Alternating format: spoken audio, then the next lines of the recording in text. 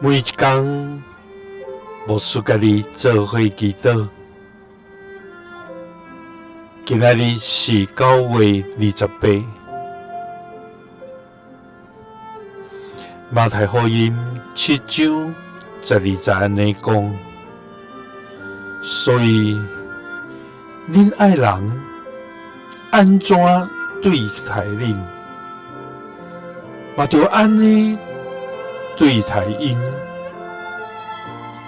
这就是律法甲先知的教示。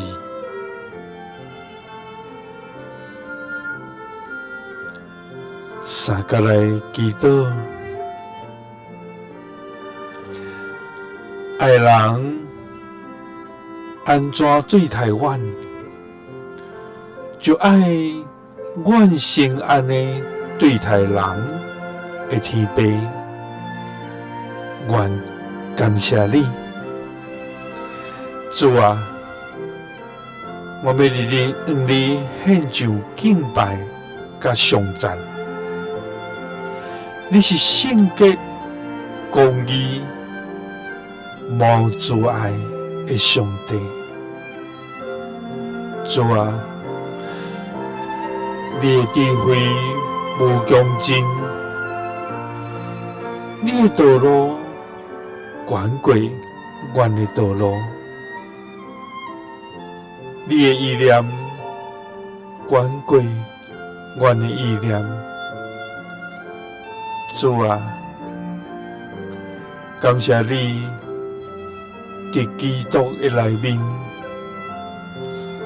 将永恒的疼对阮显明，互阮通活伫你的恩典中。主啊，阮常常用自我做中心，所以容易论断人、忽略人，甚至无意中伤害别人。主啊，求你赦免阮，也互阮用基督的疼来改变阮。主啊，求你使阮疼人的心，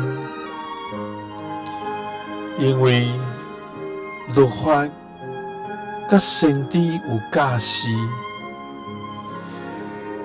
就阮爱人安怎对待阮，阮嘛着安尼对待因。祈祷是奉主耶稣基督的圣名，阿门。耶稣听你，赐你平安。